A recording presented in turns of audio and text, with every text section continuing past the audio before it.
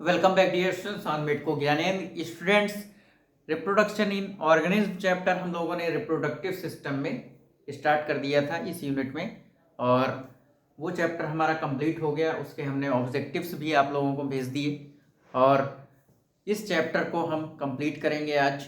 कोशिश करेंगे कि आज कंप्लीट हो जाए, क्योंकि ये चैप्टर काफ़ी बड़ा है। इस चैप्टर का नाम है sexual reproduction in flowering plants. तो sexual reproduction in flowering plants काफ़ी बड़ा चैप्टर है, तो हो सकता है कि कल भी हमें इस पे पढ़ना पड़े, ठीक है। लेकिन हम जितना आज पढ़ाएंगे उसके कल आपको एमसीक्यू क्वेश्चंस मिल जाएंगे। क्लियर? तो अब हम लोग जो है स्टार्ट करते हैं sexual reproduction in flowering plants, ठीक है। तो सबसे पहले हम जान लेते हैं व्हाट इज द फ्लावर, क्योंकि यहाँ पे बात आ रही है किसकी? फ्लावरिंग प्लांट्स की। तो मतलब फ्लावर्स की बात आ रही है। तो जो फ्लावर्स होते हैं वो हमारे लिए बहुत इंपॉर्टेंस रखते हैं। चाहे जिस तरीके से देखा जाए, हर एक काम काज में हमारे यहाँ फ्लावर्स की ज़रूरत पड़ती है ना। जैसे कोई भी ओकेजन है, कोई भी कार्यक्रम है ना, किसी भी तरीके का अगर हमारे पूजा पाठ होने वाला है ना, या फिर जो है कोई त्यौहार आ रहा है, या कोई भी इवेंट है हमारे घर पे, तो सभी के घर में ये चीज़ फ्लावर्स जो हैं यूटिलाइज होते हैं। तो क्या सोचा कभी ये बात हम लोगों ने कि जो फ्लावर्स होते हैं वो क्या हमारे लिए बनाए हैं ऊपर वाले ने? प्लांट्स ने हमारे लिए बनाए हैं क्या? हम यूटिलाइज कर ले रहे हैं उसको, ये अलग बात है। उसका यूज कर रहे हैं सजावट के काम में, है ना, फ्रेग्रेंस के काम में, या फिर परफ्यूम्स वगैरह बनाने के काम में उसका यूज कर ले रहे हैं, वो अलग बात है। लेकिन फ्लावर्स जो है वो हमारे लिए बनाए गए हैं, ऐसा बिल्कुल नहीं है। फ्लावर्स किस लिए बनाए गए हैं प्लांट के अंदर? तो उसका आंसर है सेक्सुअल रिप्रोडक्शन के लिए। समझ में आई बात? तो फ्लावर्स जो बनाए गए हैं वो सेक्सुअल रिप्रोडक्शन के लिए बनाए गए हैं। क्यों?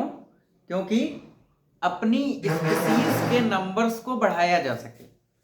तो स्पीसीज के नंबर्स को बढ़ाने के लिए प्लांट ने, जो भी हमारे फ्लावरिंग प्लांट्स हैं, एंजियोस्पर्मिक प्लांट्स हैं, उन्होंने क्या बनाया? अपने लिए फ्लावर बनाया। तो फ्लावर में सारे सेक्सुअल पार्ट्स होते हैं, है ना। जैसे एनिमल्स में अलग अलग हम पढ़ेंगे, ह्यूमन बीइंग में, उसी तरीके से प्लांट्स में भी सेक्सुअल पार्ट्स होते हैं। तो उनकी डिटेल अभी हम जस्ट सीखने वाले हैं, ठीक है। तो फ्लावर से बिल्कुल नहीं है कि हम लोगों के लिए बनाए गए हैं। फ्लावर्स किस लिए बनाए गए हैं? सेक्सुअल रिप्रोडक्शन के लिए फ्लावरिंग प्लांट्स में। क्लियर? तो सेक्सुअल रिप्रोडक्शन इन प्लांट्स में सबसे पहले डिस्कवर किया था, डिस्कवर्ड बाय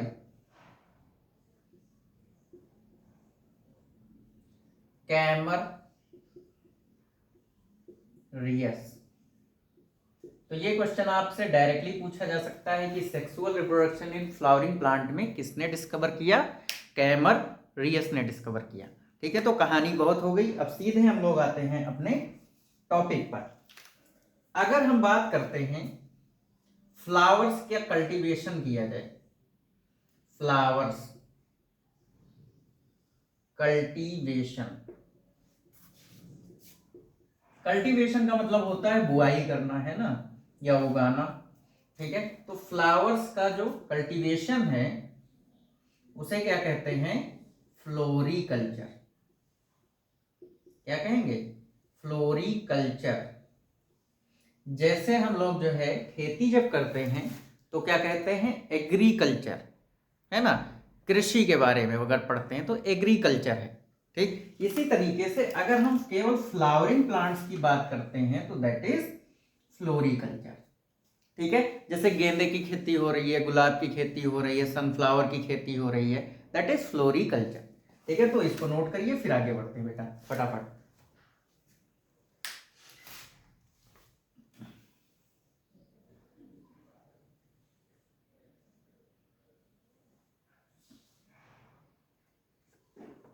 हो गया? चलिए आगे बढ़ते हैं।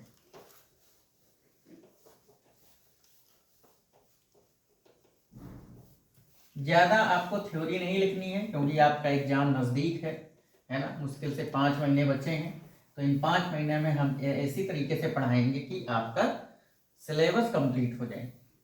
ठीक है, तो हम जान लेते हैं what is the sexual site of flowering plant. तो sexual site of flowering plants. ठीक है, तो सेक्सुअल साइट क्या है बेटा? फ्लावर। ठीक है, तो एग्जाम में डायरेक्ट क्वेश्चन आता है कि फ्लावरिंग प्लांट की सेक्सुअल साइट क्या है, तो आप टिक करेंगे फ्लावर को। तो जरा फ्लावर को बना के देख लिए जाए। हमारे काम के जितने पार्ट हैं हम उसी पे फोकस करेंगे, बाकी नहीं। ठीक, चलिए, अगर आप लोगों को पता है तो ये बोलते रहिएगा आप लोग मन में, ये क्या बना रहे हैं हम। ठीक है, तो ये हो गया बेटा, ये फीमेल पार्ट है पूरा। तो यहाँ पे इस तरीके से हम लगा देंगे प्लासेंटा, और ये निकल गया ओव्यूल। ठीक है, तो ये मान लो थैलेमस है।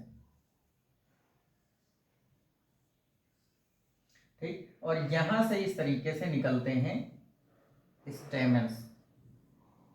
ठीक है, तो बस इतना काफी है, आप लोग इसी के बारे में जान लो, बस बहुत काफी है।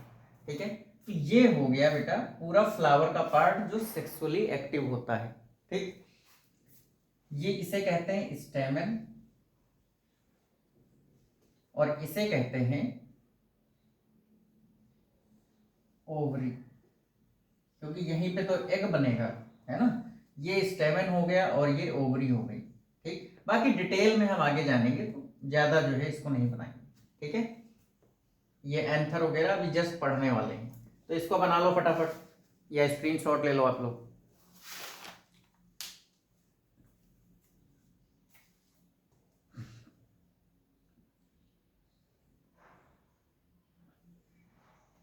हो गया।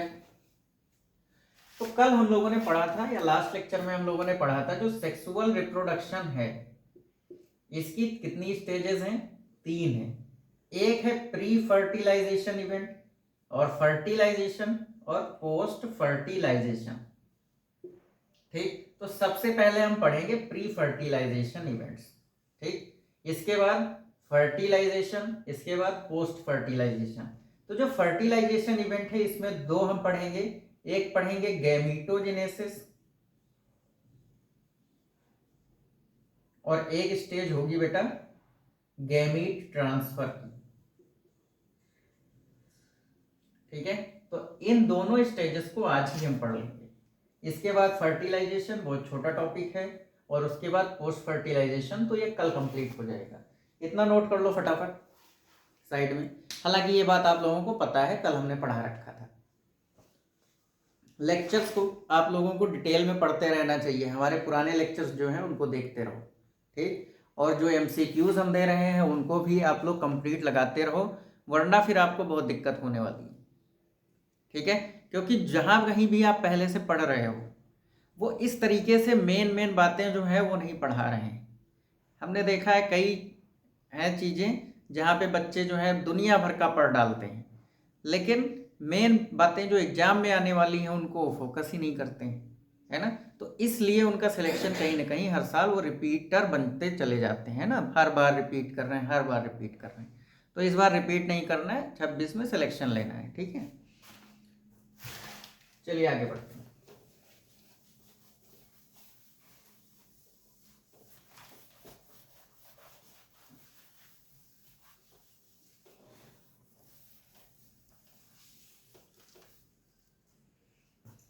तो प्री फर्टिलाइजेशन इवेंट, सबसे पहले आप हेडिंग डालिए प्री फर्टिलाइजेशन।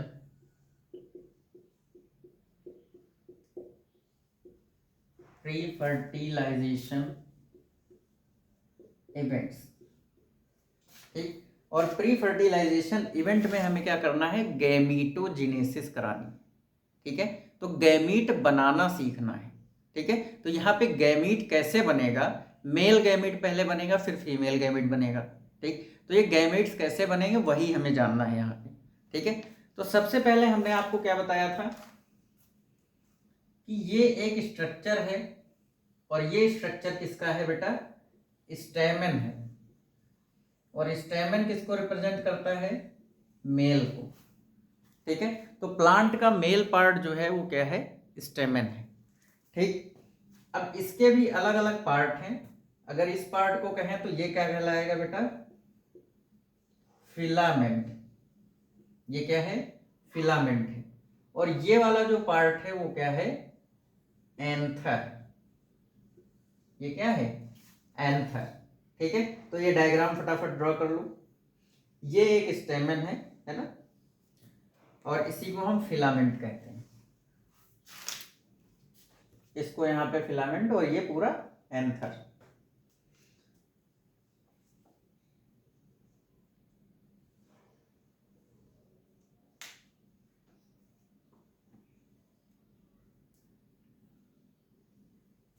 हो गया। कोशिश ये रहेगी कि जो बायोलॉजी हो डायग्रामेटिकली आप पढ़ेंगे तो ज्यादा आसान रहेगा आपके लिए। ठीक है, तो हम लोगों ने बेटा स्टेमेन को पढ़ लिया है। अब चलते हैं माइक्रोस्पोरेंजियम पे। क्या? माइक्रोस्पोरेंजियम। ठीक, अब ये माइक्रोस्पोरेंजियम क्या है ना? माइक्रोस्पोर बनाने वाली जो जगह होती है स्टेमेन के अंदर या एंथर के अंदर, उसी को क्या कहते हैं? माइक्रोस्पोरेंजियम कहते हैं, सिंपल सी भाषा में। ठीक, तो ये था हमारा क्या? प्लांट का, है ना? ये क्या है? एंथर। ठीक, तो ये जो एंथर है इसको हम कट करके ऐसे बीचों बीच से ऐसे कट करके ऊपर से और सामने से आपको दिखाएंगे। ठीक है, तो इसको हमने मान लीजिए यहां से ऐसे कट कर दिया। ठीक, और आपको सामने से दिखा रहे हैं। ठीक, तो डायग्राम कैसा बन के आएगा बेटा माइक्रोस्पोरेंजियम का? इस तरीके से आएगा।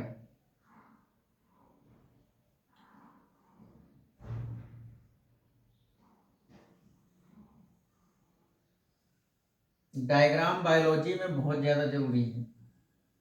अगर आप लोग डायग्राम भूल गए तो समझ लीजिए आप लोग नर्स भी नहीं बन पाएंगे अच्छे से, है ना?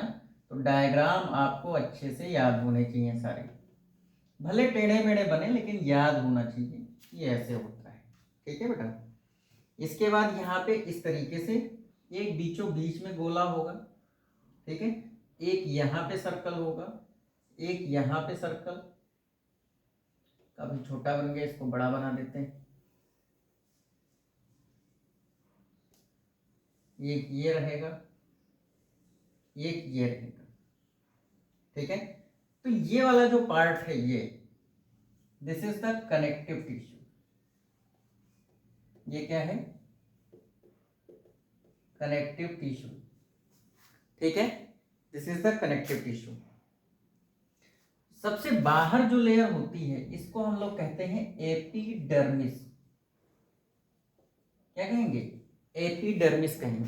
ठीक, और साथ में आप लोग अगर बनाते चलेंगे ना तो आपके लिए बहुत आसान रहेगा याद करना, क्योंकि ये लेयर्स आपके एग्जाम में पूछी जाती हैं। ठीक है, और ये वाले जो होते हैं ये यहाँ पे डबल लेयर्ड होते हैं, ये पार्ट्स, ये डबल लेयर्ड। ठीक, तो ये हो गई आपकी एपिडर्मिस बाहर वाली।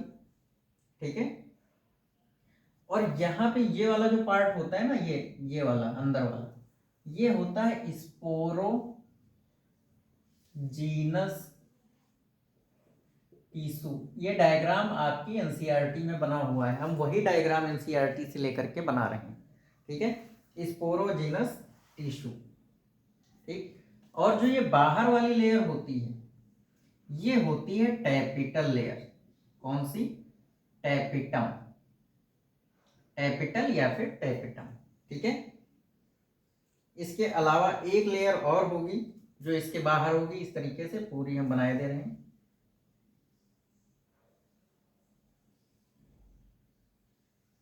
ये ठीक है, ये वाली जो लेयर है वो होगी एंडोथीसियम, सबसे अंदर होगी एंडोथीसियम।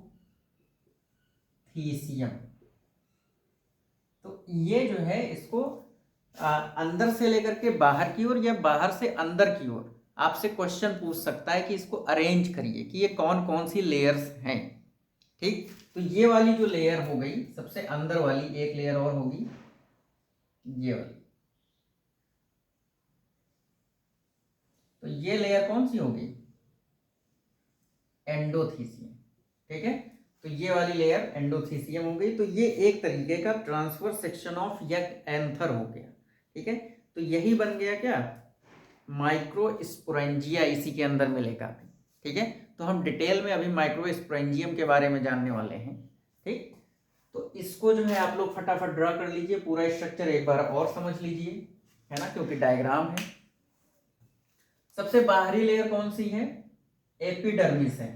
ठीक है, उसके बाद जो है एक एंडोथीसियम है, और एक सबसे अंदर जो लेयर होगी वो कौन सी होगी? टैपिटम होगी। और यहाँ पे ये वाला जो टिश्यू होता है वो कनेक्टिव टिश्यू होता है। ठीक है, और ये जो साइड साइड में जो गोले हैं, है ना, अभी जान जाओगे इनका नाम क्या है। ठीक, ये जो साइड में गोले हैं इनको क्या कहते हैं? सबसे अंदर वाली लेयर इनकी जो होती है वो स्पोरोजिनस टिश्यू की होती है। ठीक है, तो एक ये पूरा जो है ट्रांसवर्स सेक्शन हो गया हमारा, किसका? टीएस लिख देते हैं यहाँ पे, टीएस ऑफ एंथर। जब आप एंथर को कट करोगे माइक्रोस्कोप से देखोगे तो इस तरीके से दिखाई देगा। ठीक है, एंजियोस्पर्मिक प्लांट्स। नोट करिए फटाफट बेटा, या स्क्रीनशॉट ले लीजिए जल्दी से।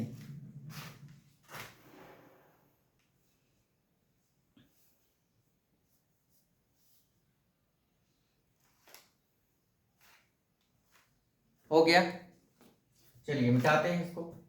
हाँ, मिटाने से पहले आप लोग जो है एक बात ध्यान रखिएगा कि अब हम इसके आगे क्या करने वाले। एनसीईआरटी में भी इस तरीके से बना के दिया गया है।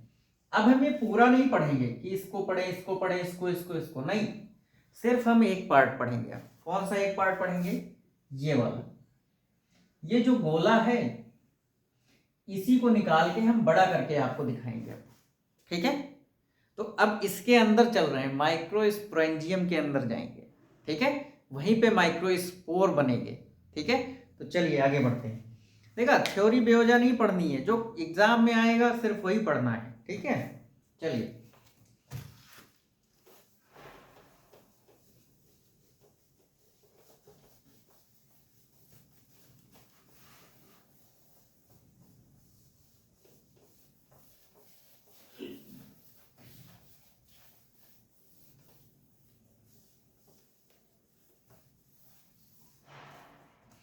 तो अब हम माइक्रोस्पोरेंजियम के बारे में चल रहे हैं, है ना। तो यहाँ पे हम कुछ लेयर्स बना देते हैं।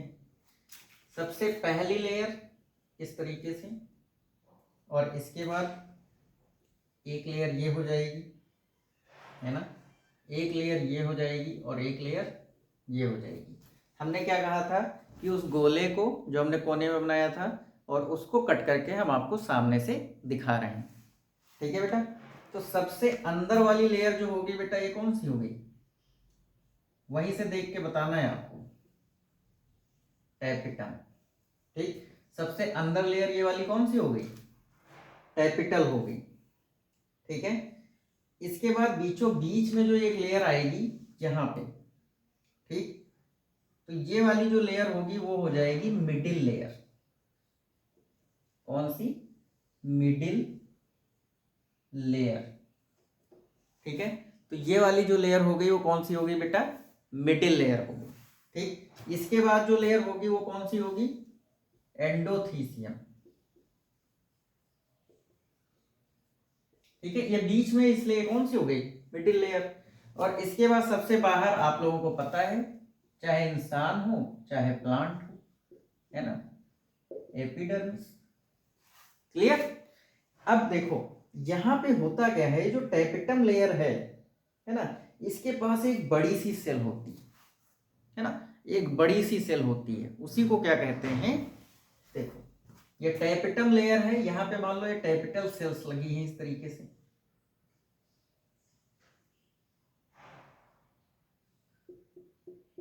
ऐसे। ठीक, और यहाँ पे बड़ी बड़ी सेल्स पाई जा रही हैं, ये एक बहुत बड़ी सेल है। ठीक, ये वाली जो सेल है, इनके भी न्यूक्लियस दिखा देते हैं, ठीक। ये वाली जो सेल है इसको बेटा कहा जाता है माइक्रोस्पोर मदर सेल। इस वाली सेल को क्या कहते हैं? Microspore mother cell. Microspore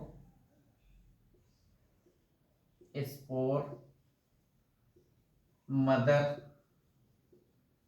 cell, इसको शॉर्ट में क्या कहेंगे? MMC, ठीक। माइक्रोस्पोर मदर सेल, ठीक। तो यहीं से तो माइक्रोस्पोर बनेगा। और माइक्रोस्पोर है क्या, ये जान लो। ये जो माइक्रोस्पोर है इसी को हम बेटा स्पर्मेटोसाइट कहते हैं। क्या कहते हैं? स्पर्मेटोजोआ। स्पर्मेटोजोआ मतलब जो सिंपल है, स्पर्म का निर्माण जो होता है वो कहां से होगा? माइक्रोस्पोर मदर सेल से, ठीक है। तो इससे मदर लगा है ना, मदर से जन्म होता है, ठीक। तो स्पर्म का जो जन्म होगा प्लांट के, या माइक्रोस्पोर का जो जन्म होगा वो कहां से होगा? माइक्रोस्पोर मदर सेल से होगा। एक बार इस डायग्राम को फिर से समझ लो। सबसे बाहरी लेयर एपिडर्मिस, उसके बाद एंडोथीसियम, बीच में है तो मिडिल लेयर, ये टैपिटल लेयर होती है या टैपिटम कहते हैं, और माइक्रोस्पोर मदर सेल होती है। यही आगे चल के डेवलप होगी। इसी में कई सारे डिवीजन्स होंगे, सेल डिवीजन होंगे, और उन्हीं सेल डिवीजन की मदद से क्या होगा?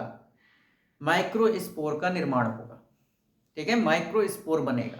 और माइक्रोस्पोर क्या है हमने बता दिया, it is equivalent to sperm, ठीक है बेटा। तो फटाफट इसको आप स्क्रीनशॉट या लिख लीजिए फटाफट, और उसके बाद आगे बढ़ते हैं। हो गया?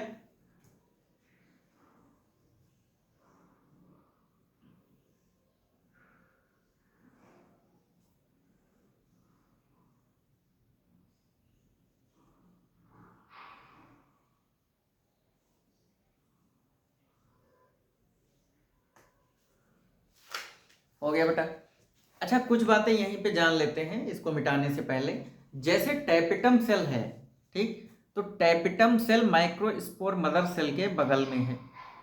माइक्रोस्पोर मदर सेल क्या बनाएगा? स्पर्म बनाएगा, स्पर्मेटोजोआ बनाएगा या माइक्रोस्पोर बनाएगा। अब आप लोगों को सिर्फ माइक्रोस्पोर हम बोलेंगे। अब समझ में आ जाना चाहिए कि माइक्रोस्पोर हम किसको बोल रहे हैं, ठीक। तो माइक्रोस्पोर जब बनेगा एक नई सेल बनेगी,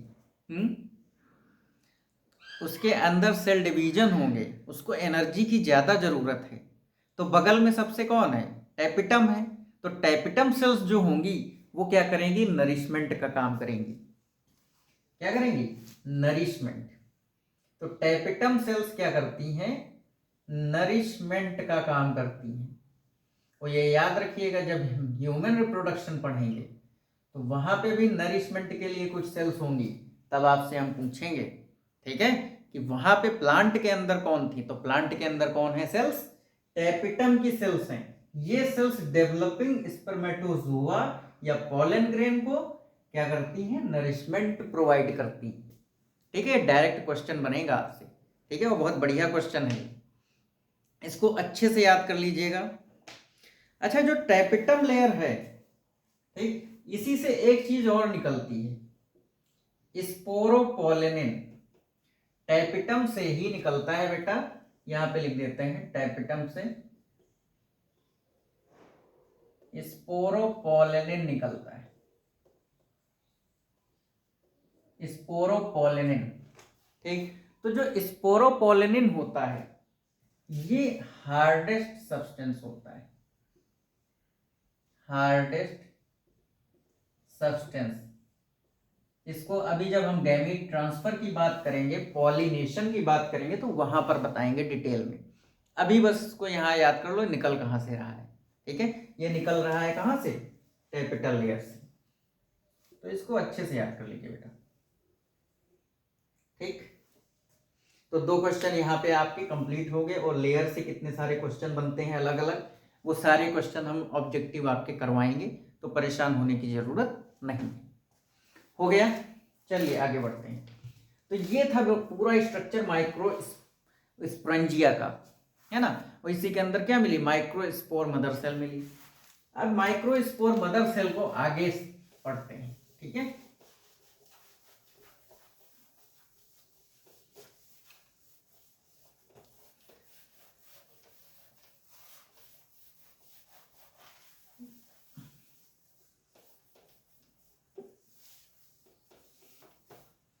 हो गया बेटा, चलिए। तो अब हमारा जो अगला स्टेप है वो क्या होगा, माइक्रोस्पोरोजिनेसिस। माइक्रोस्पोरोजिनेसिस, ठीक। माइक्रोस्पोर का मतलब क्या, हमने बताया स्पर्मेटोजोआ, ठीक। और जिनेसिस का मतलब होता है बनना, फॉर्मेशन होना, ठीक। तो यहां पे हम किस तरीके से प्लांट के अंदर माइक्रोस्पोरोजिनेसिस होती है, किस तरीके से माइक्रोस्पोर्स बनते हैं, उनकी डिटेल्ड स्टडी हम लोग पढ़ेंगे, ठीक है। तो एंथर के अंदर स्पोरोजिनस टिश्यू होता है। कौन सा टिश्यू होता है बेटा, स्पोरोजिनस टिश्यू, ठीक है ना। और इसी के पास क्या है, माइक्रोस्पोर मदर सेल है ना। इसमें क्या होगा बेटा, मियोसिस होगी। क्या होगी, मियोसिस, मियोटिक डिवीजन होंगे, ठीक। और मियोसिस जब होगी तो इससे बनेगा बेटा क्या, microspore tetrad. Microspore tetrad, tetrad का मतलब ये है, स्ट्रक्चर हम बना के दिखाई दे रहे हैं, इस तरीके से माइक्रोस्पोर टेट्राड बनता है। ओके, ये ठीक है। तो ये इसके जो है न्यूक्लियस दिखा देते हैं। तो ये 4 सेल्ड माइक्रो टेट्राड का नाम पड़ गया ना, टेट्रा, टेट्रा का मतलब होता है 4, ठीक है। तो यहाँ पे क्या है, माइक्रोस्पोर टेट्राड बना, मतलब 4 सेल होंगी, यहाँ पे 4 सेल्ड हो गया, ठीक है। ये इनके न्यूक्लियस है, बड़ा सुंदर सा बन के निकलेगा, ठीक है बेटा। तो ये हो गया माइक्रोस्पोर टेट्राड, ठीक है। या फिर इसी को हम लोग क्या कहेंगे, पॉलन ग्रेन टेट्राड। अगर इसी को जो है, इसी के अंदर और डिवीजन हो जाए, अब इसके आगे चलते हैं, मियोसिस, माइक्रोस्पोरोजिनेसिस में माइक्रोस्पोर टेट्राड बना, किस तरीके से, मियोटिक डिवीजन की वजह से, ठीक है बेटा।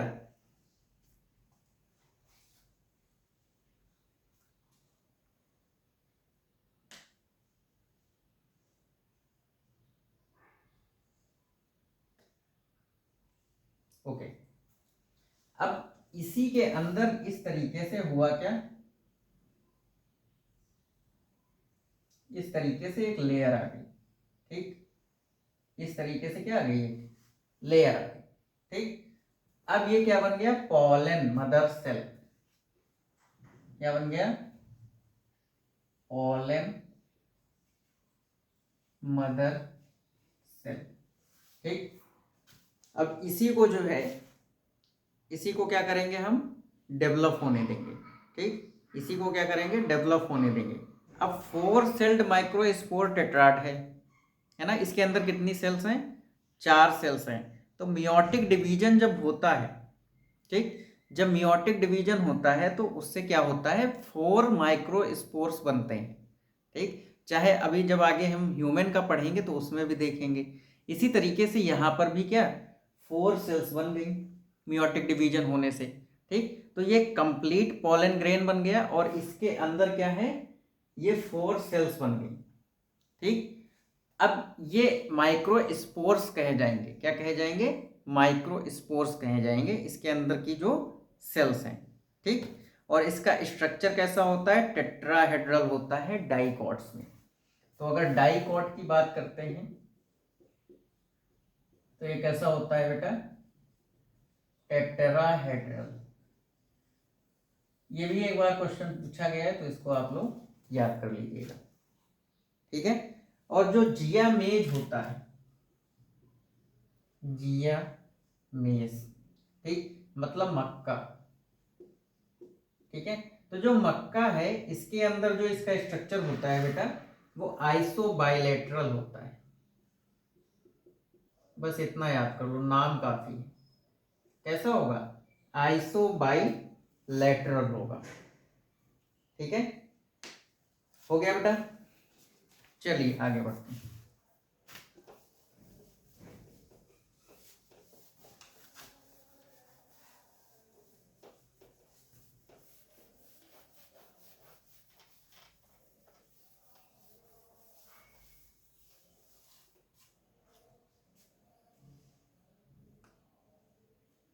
अब देखो माइक्रोस्पोर, एक माइक्रोस्पोर जो है सॉरी 4 माइक्रोस्पोर बनाने के लिए एक मियोसिस की जरूरत पड़ती है। कितने? 4 बार मियोटिक डिवीजन की, सॉरी 4 माइक्रोस्पोर बनाने के लिए एक बार मियोटिक डिवीजन की जरूरत पड़ती है। ठीक, तो देखो अगर हमें 100 माइक्रोस्पोर्स चाहिए, कितने? 100 माइक्रोस्पोर्स। ठीक, तो कितने मियोसिस करने पड़ेंगे? ठीक, तो इस तरीके से याद करना है कि 1 से 4 बनते हैं। ठीक, तो 100 से कितने बनेंगे? क्लियर? तो ये हो जाएगा divided by 100 divided by 4, total आ गया 25।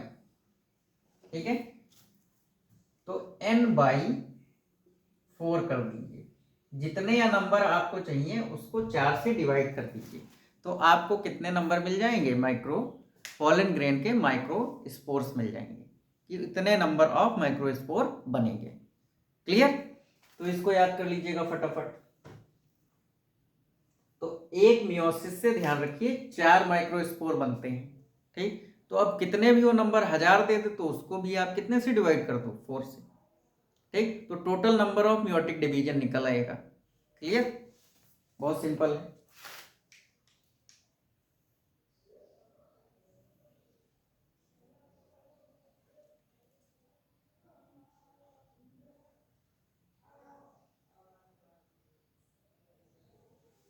हो गया बेटा। चलिए, अब आप लोगों ने देखा होगा कि एक कैलोट्रोपिस का प्लांट होता है। कैलोट्रोपिस मिल्कवीड कहा जाता है ना, मदार। तो मदार का एक पौधा होता है ना, और इसको हम कैलोट्रोपिस कहते हैं। क्या कहेंगे? कैलोट्रोपिस। ठीक, तो इसमें देखो क्या होता है, इस तरीके से एक फ्रूट आता है। ठीक, इस तरीके का फ्रूट आप लोगों ने देखा होगा, है ना, इस तरीके का कुछ होता है, फ्रूट टाइप का। फ्रूट नहीं होता है, फ्रूट नहीं कहेंगे। ठीक, और इसमें इस तरीके से खाली जगह रहती है साइड में। ठीक, और इसमें से क्या निकलते रहते हैं? इस तरीके से उड़ते रहते हैं ना, इस तरीके से हवा में उड़ते रहते हैं, हर जगह, घरों पे कहीं भी आ जाते हैं ना। ये अभी जस्ट जो है जब बसंत ऋतु आएगी उस टाइम खास तौर से देखने को मिलता है। ठीक है, तो इनको हम लोग क्या कहते हैं बेटा? बाबा, है ना। वाइट वाइट से होते हैं और बाबा की तरीके से, मूंछों की तरीके से उड़ते रहते हैं। ठीक है, ये पॉलन ग्रेन है एक्चुअली। क्या है? पॉलन ग्रेन है। क्लियर? तो इनके पास एक ये जो स्ट्रक्चर है इसे क्या कहते हैं? पॉलिनियम कहते हैं। इसको क्या कहते हैं बेटा? पॉलिनियम। क्या कहेंगे? पॉलिनियम। और जब ये हवा में इस तरीके से मूव करते हैं, ठीक, उसी को क्या कहते हैं? ट्रांसलेशन। ट्रांसलेटर मैकेनिज्म होती है यहां पे। तो जब ये हवा में जो है या पॉलिनिया जो है जब फ्लटर करता है ना, इस तरीके से हिलता है, तो उसमें से क्या होता है? ट्रांसलेटर मैकेनिज्म के माध्यम से ये सारे बाबा निकलते हैं, मतलब जो पॉलन ग्रेन्स हैं वो निकलते हैं, उड़ उड़ के बाहर जाते हैं। ठीक है, तो ट्रांसलेटर मैकेनिज्म जो है वो कहाँ से निकलती, किसमें होती है, कैलोट्रोपिस में होती है। मिल्क वीड भी कहते हैं इस प्लांट को, याद कर लो, किसी भी नाम से आ सकता है। मिल्क वीड, क्या कहेंगे इसको बेटा, मिल्क वीड कहते हैं। इसके अलावा ये जो मदार का पौधा है, इसके अलावा ऑर्किड में भी ये चीज देखने को मिलती है, इसको भी याद कर लीजिए। ऑर्किड के फ्लावर्स देखे होंगे आप लोगों ने, है ना, तो उसमें भी ये चीज देखने को मिलती है। अब ये जो पॉलन किट है, पॉलन किट, ये बनती किससे है, तो ये भी टैपेटम से बनती है। अभी तक हमने जितने भी क्वेश्चंस पढ़ाए हैं जो कठिन टाइप के हैं, वो सारे कैसे हैं, टैपेटम से रिलेटेड हैं। ठीक, तो टैपेटम लेयर बहुत इंपॉर्टेंट है, खाना देने का काम टैपेटम, है ना। स्पोरोपोलिन कौन बना रहा है, टैपेटम। पोलन किट कौन बना रहा है, टैपेटम। ठीक है, तो आज हम लोग यहीं तक रखते हैं, और इसके जितने भी क्वेश्चंस हैं ये हम अपलोड कर देंगे। ठीक है, क्योंकि हमने कहा है हम आधे घंटे का लेक्चर लेंगे, और आप लोगों को अगर लाइव क्लासेस हमारी पढ़नी है तो हमसे कांटेक्ट कीजिए, फिर हम आपकी 2 घंटे की एक क्लास लगा दिया करेंगे, जिसमें आपका सिलेबस और तेज़ी से कवर हो जाया करेगा। ठीक है, और जितना हमने पढ़ाया है, इसके जितने भी संभावित MCQ क्वेश्चंस होंगे वो सारे हम आपको कल अपलोड कर देंगे, और देख लीजिएगा। ठीक है, wish you all the best students, thank you.